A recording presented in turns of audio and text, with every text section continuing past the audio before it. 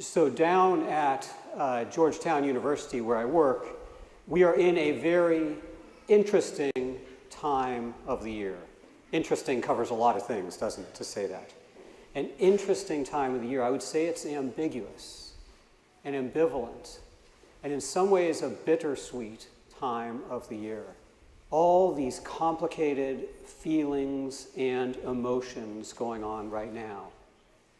You've probably followed universities around the United States, so you know some have seen quite a bit of upheaval and disruption. We haven't had quite that at Georgetown, but we have had students with strong, strong feelings and strong, strong inclinations and strong ideas and trying to find ways to talk to one another.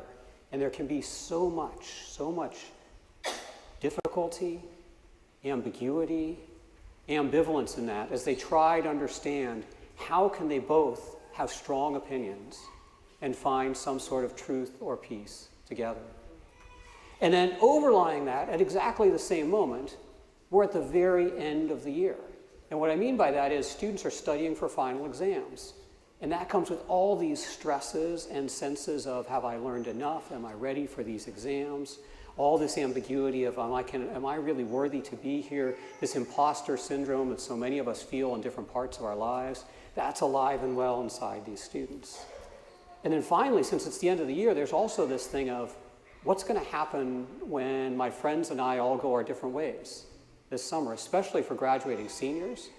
What's going to happen next in my life?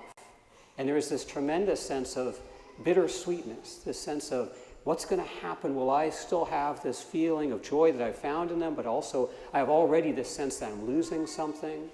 How do I let go in this moment? So many feelings, and so many ambiguous feelings. So many, I might even say, partial feelings, ones that are half this way and half that way. And that's why when I read the first reading today and heard St. Peter in his encounter with Cornelius say, to his own surprise, and you can hear Peter actually in that moment as he's facing all these different feelings, say this thing, he says, truly I see that God shows no partiality. Truly I see that God shows no partiality. In a world that is so partial, God shows no partiality. It doesn't mean God doesn't care, but in a world that can seem so partial, God is full. And what does that mean especially for Cornelius? And what does it mean for Peter? This is an incredibly important part of the Acts of the Apostles, because the apostles, up till now, have pretty much gone to the easy people. They've gone to Jews like themselves, people who already shared a certain faith, and they've been able to start to see people following Jesus. But now Peter has had this strange vision right before this passage we heard, this passage where Peter has heard from God, you need to go to the Gentiles, these people that everybody thinks is unclean, these people that all the believers up to now think don't belong. You need to go to them, and they're going to be your friends. And actually, likewise, Cornelius, who was himself a Roman centurion, so among the Gentiles, he'd had a vision telling him to come to Peter, and they should come and meet Peter because Peter had the word of God.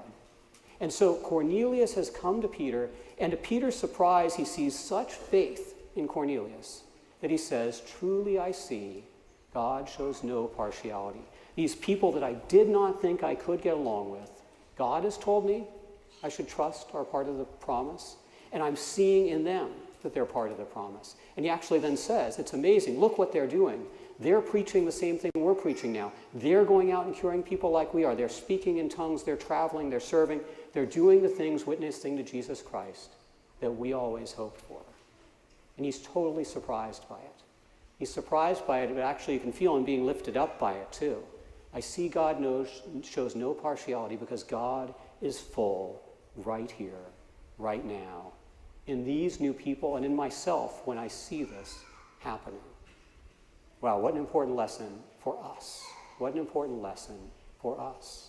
That God can be fully present, that God can transform these things that seem so divided, and that God can bring a fullness and a life, a fullness and his promise. I was struck too, I was sent back to a passage actually from the second letter to the Corinthians, where Paul says that Jesus Christ is not yes and no. Jesus Christ is always yes. And in Jesus Christ, the promises of God are always yes. Wow, what a message for us to trust that the purpose of Christ is always yes in this way. And so for us as Christians, for us at this moment, I think we need to do that same thing that Peter had to do. Open our eyes with surprise to the way that God can be more. Open our eyes with surprise at the ways that God can bring fullness precisely where we see partiality, where we see ambiguity, where we see division. God can bring fullness and healing and hope.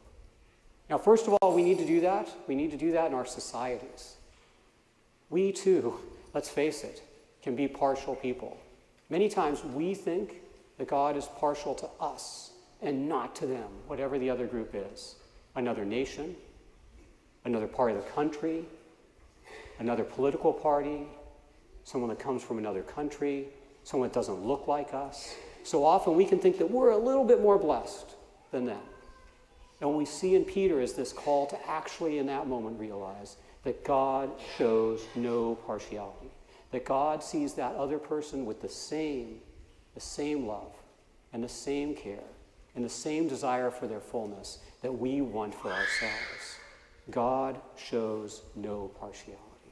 That's something we need to hear, because it really then is why our church can stand up for what we call the dignity of every person, the dignity of every human being, no matter where they're born, where they come from, what they've done in their lives. They have, actually, a recent document proclaimed, an ontological dignity, a dignity that makes them holy before God and before us, that we always want to see and embrace. When you start to realize that, it changes the way you go about conversations, doesn't it? Because all of a sudden you start to think this idea that I'm on the right, that my group is on the right, that my group has the rightness in this, forces you to stand and listen to the other and to take them seriously and to have respect for them. It changes the way conversations can go on. So first, our societies need to remember this. But then I think there's a way in us too, in our normal relationships, day in and day out. We often settle for partiality. Sometimes this is with the people we're closest to, our family members, who we've had that little disagreement with for a long, long time. And we've let it just kind of languish there and kind of consigned ourselves to the idea that, well, it's always going to be partial. And in fact, I'm going to hold on to grudges. I'm going to have a little bit of resentment because I feel like I'm more in the right and they were the one that did the wrong. This can be a spouse, it can be a family member, it can be a coworker, it can be a friend. And we let that thing linger between us and we start to give up on the transformative power of Christ. That transformative power that shows no partiality, that actually fully believes, that fully challenges, that fully engages, and then fully transforms and raises up, not just to new friendship, but to love and to an abiding love, that thing that Jesus spoke about in the gospel today, this abiding love that can stay with us. I think about this a lot for my seniors that are graduating, because many of them are worried now. What's my relationship with my friends going to look like after graduation? Will it somehow diminish and be less than? And it'll just kind of languish there and eventually languish and become less and less over time. What we hear in the promise of Jesus today in the gospel is that God, who is not partial but is full, will abide with them, will teach them how to abide, and to have this relationship that endures and that can last into the future and that they can trust, because God is fully there. And then finally, actually, I think that we need to hear for ourselves in our relationship with God that God shows no partiality, that God actually loves us with that love Jesus spoke about through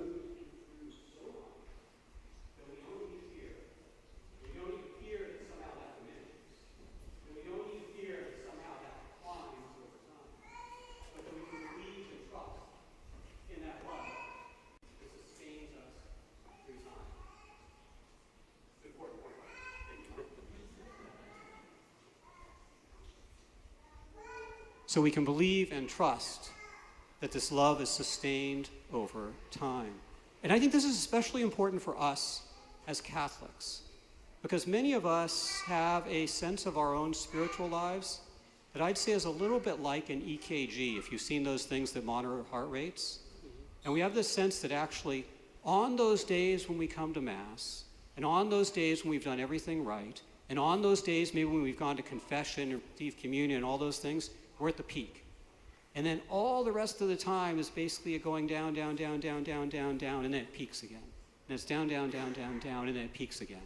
See, we actually think that our spiritual life is partial, that God only loves us in certain moments and loves us less, less, less, less, less. Oh, good again.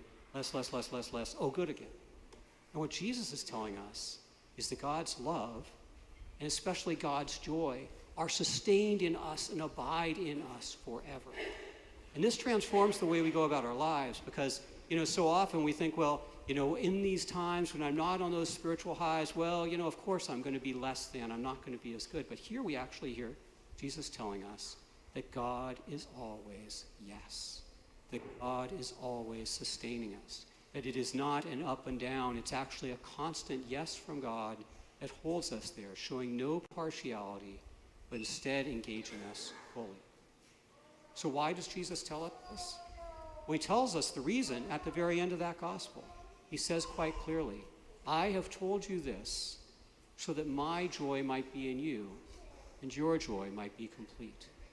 So that his joy might be in us and our joy might be complete. And because of that, we can go into the world and bear fruit. So my friends, in this Easter season, when we look at Jesus risen from the dead, the one who returns to us to tell us our truest selves, let's recognize in him there is no partiality. There is no division, that he does not come in and take into his arms and love. And he does that so that his joy might be in us and that our joy might be complete. And ultimately that we might go into this world which can be so partial, so divided, and bear much fruit, fruit that will endure in peace and in joy and in love.